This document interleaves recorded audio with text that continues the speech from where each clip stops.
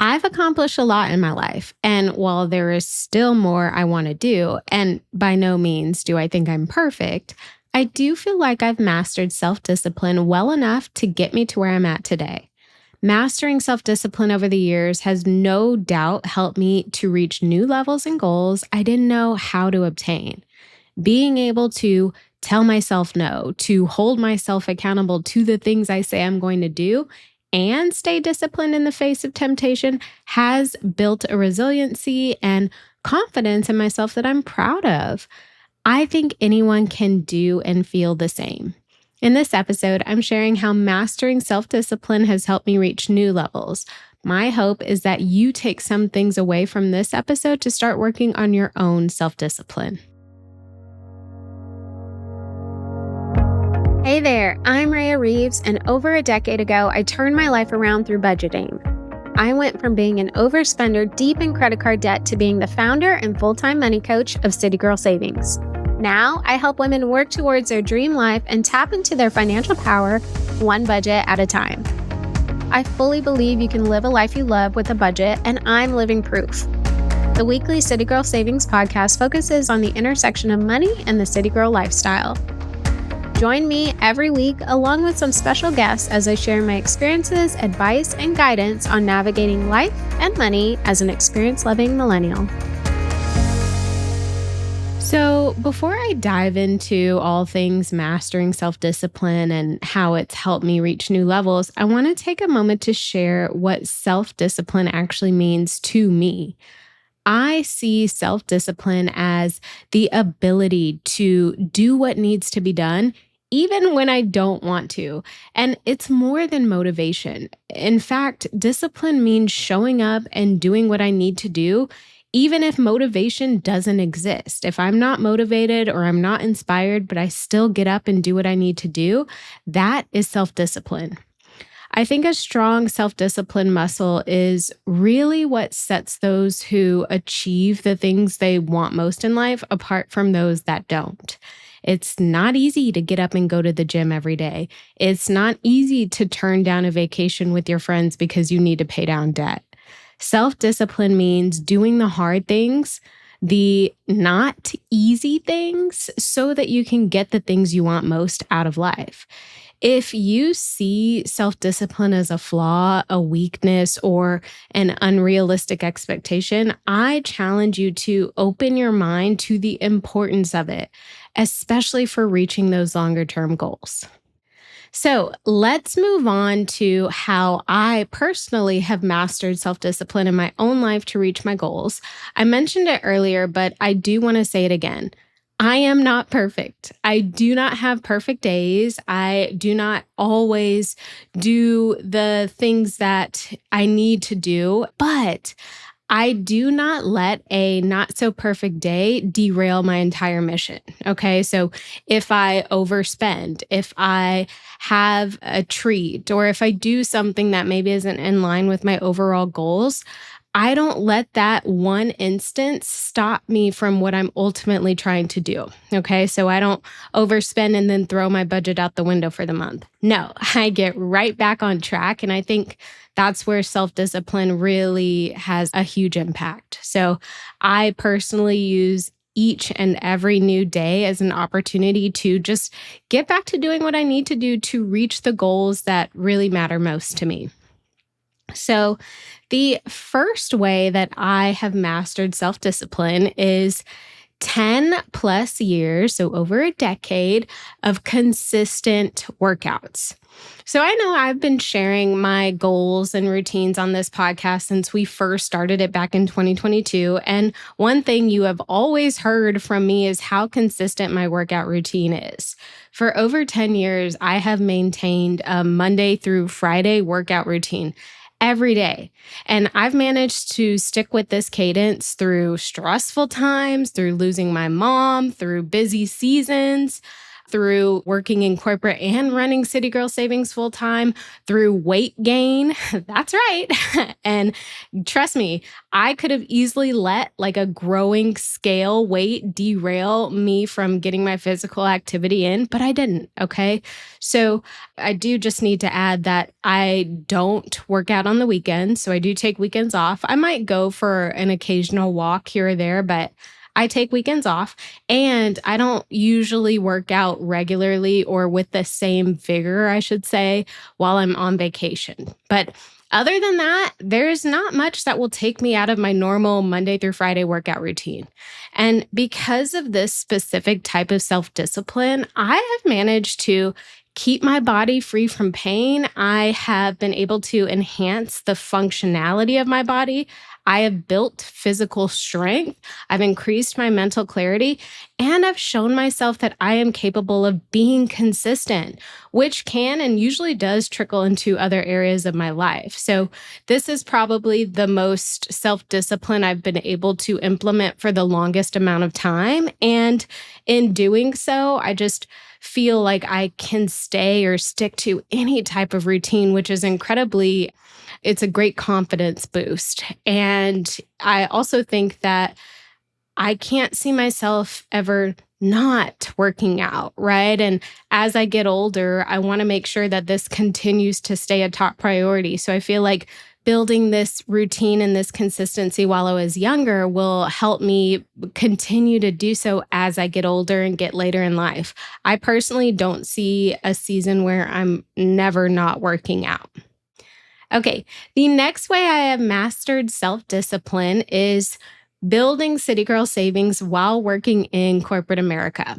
So first, if you want to hear that entire story about how I started in corporate America, grew City Girl Savings, and then went full-time with my business, check out City Girl Savings podcast episode 119, how I grew City Girl Savings while working in corporate America, for the full story. But ultimately, for 6 years, I worked in corporate and I worked for City Girl Savings. And might I add, while I was working in corporate, I was growing in my career. Like, I was working my way up. I was getting promoted and getting new titles. When I left the company, I had a VP title, and I was doing this all while building City Girl Savings. I would be on calls for my corporate job during the day, and then I would take City Girl Savings client calls at night. Not only that, during those 6 years, I would leverage the weekends to get City Girl Savings work done that I couldn't get to during the week. I would get my corporate work done early and accurately, right? I wasn't just getting stuff done and moving on. I would do my work as efficiently as possible so that I could shift my focus to my business. I would be on in both places at the same time. And I'm not by any means saying that I recommend that, but doing so definitely helped me to keep my mental game sharp. It also taught me that not everything is urgent. I had to learn how to prioritize what was most important, whether it was something happening in corporate or something happening in my business, get the most important thing done, and then move on to the next thing. I couldn't do 10 things at once, right? So I really learned prioritization during this period of time. And by the time City Girl Savings started making equivalent to what I was making in corporate, I was starting to feel the weight of doing both. Thankfully, I knew that my goal was to run City Girl Savings full time, and I had started saving to help me reach that goal.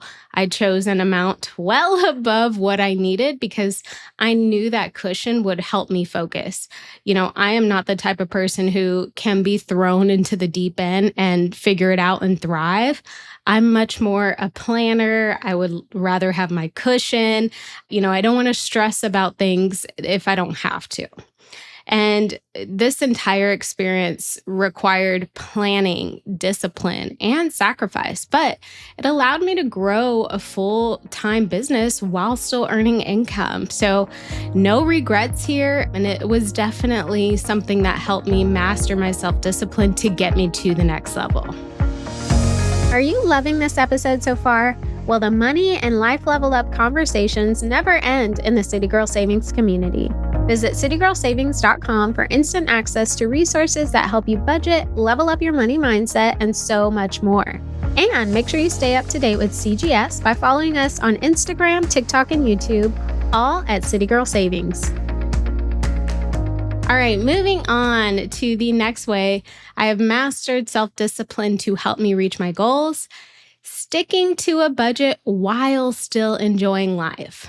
So it should come as no surprise to you that mastering self discipline has had a positive impact on my finances. I mean, I'm a money and budget coach for a reason, too. I personally have learned how to control my spending and how to stay consistent with money management. So, of course, I help other women do the same. But that's not to say I'm perfect, because once again, I'm not. I have definitely gone through the ups and downs of overspending. I have racked up credit card debt in my past, and I sought validation from material things. But I was put in a position where I was forced to look at my financial decisions, but I did so and I didn't look back. Being forced or not to really get control of my financial life, regardless if I had to or not, it was something that I did do, and I'm so glad I did. Since that time, I've been able to create a budget that includes my priorities, my goals, and room for me to enjoy life. And I stick to that budget and know how to make changes on the fly should things come up in my financial situation. Again, I'm not perfect here, but I know how to do the best I can to stick to my budget, and I know how to shift gears if something goes off track. I feel like, I have practiced discipline by saying no to unnecessary spending. I automate my savings and investment transfers, and I just stay consistent. I always track my spending.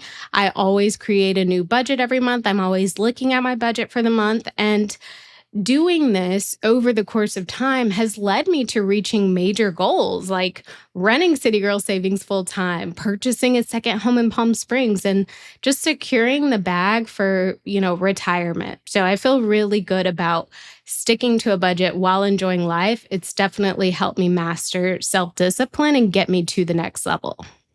I talk more about how managing my money has boosted my confidence in City Girl Savings podcast episode number 141. I will link to that in the show notes if you want to hear.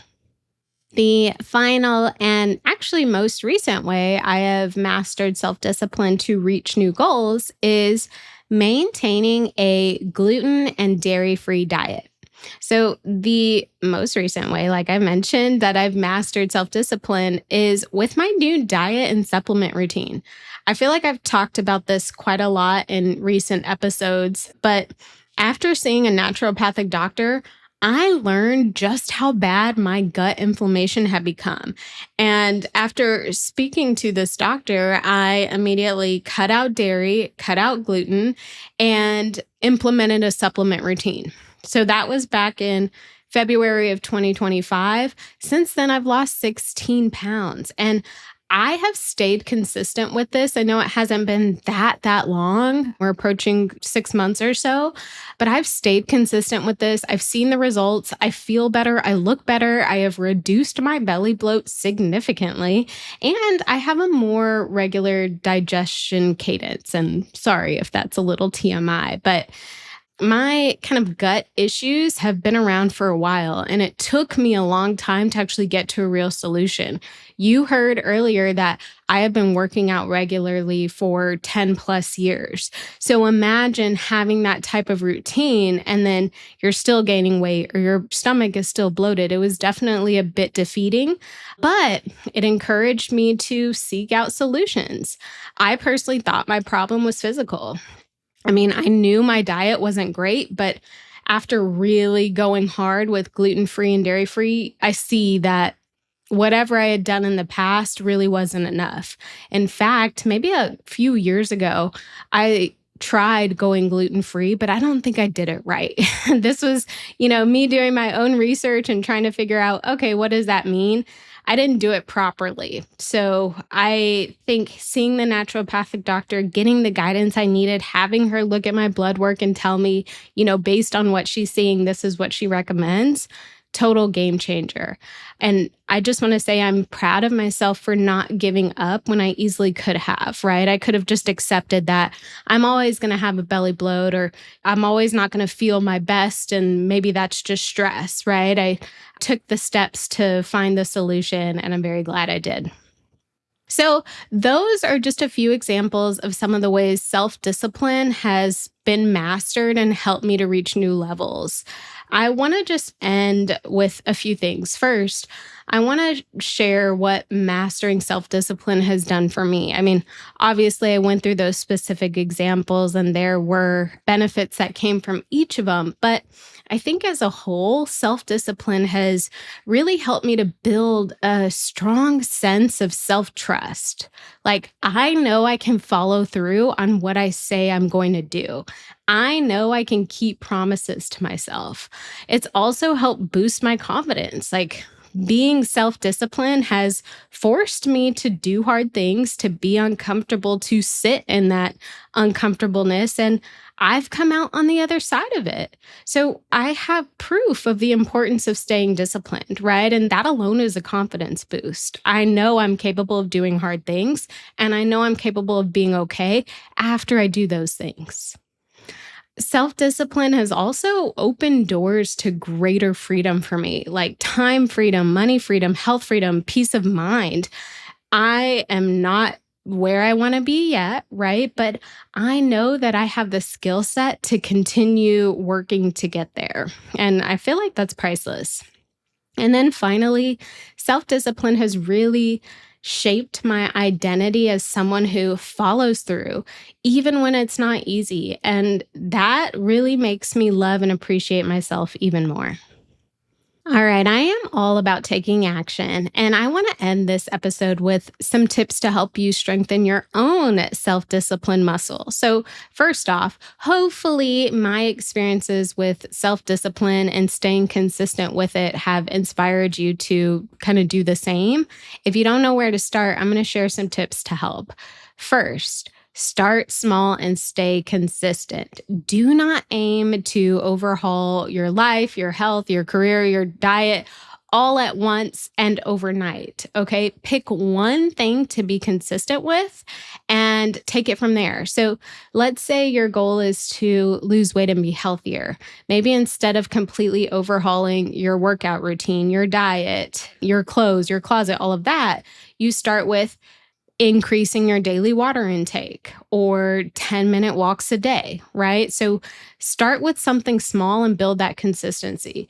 Think about the goal that will have, the most impact on your health, your mind, and your well-being, and make it a point to prioritize any tasks or to-dos related to that goal first. I think seeing progress in that area specifically will fuel motivation. And motivation, self-discipline exists even when motivation doesn't, but motivation makes staying disciplined even easier. Okay, the next tip I have is to track your progress. So you can use like a habit tracker, a journal, a calendar, like the Notes app in your phone, but track your progress. Seeing visual proof of your discipline really helps reinforce it. So take pictures, set calendar reminders, put inspirational messages around your house. Just keep your why and your progress top of mind so you continue to stay disciplined, even if you're having an off day.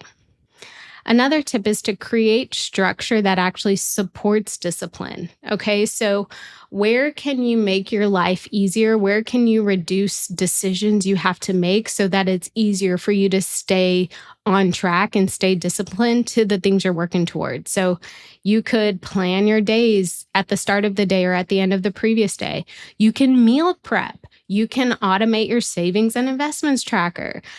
Make it easy for you to stay on track. Create that structure, that routine that will help you stay in line. So you can establish a morning or a nighttime routine and dedicate that time to making your plans. I feel like winging it makes self-discipline that much harder to implement. Okay, next tip is to learn to delay gratification. And I know I talk about this a lot on the podcast as it relates to finances, but it really can be applied to all areas of life. Practice saying not right now instead of no forever, right? Over time, this builds that mental muscle. When you say no to something, it's not a forever no. It's, hey, not right now because this is not helping me get to where I want to go. I do this with my clients. I constantly remind them that being uncomfortable, saying no, doing things they maybe don't want to do, it's all temporary. It is a temporary situation to help you get to where you ultimately want to go. And the final tip I have is to celebrate the wins, big and small. Acknowledge every time you stay disciplined, even if no one else sees it. All that matters is that you see it and you know.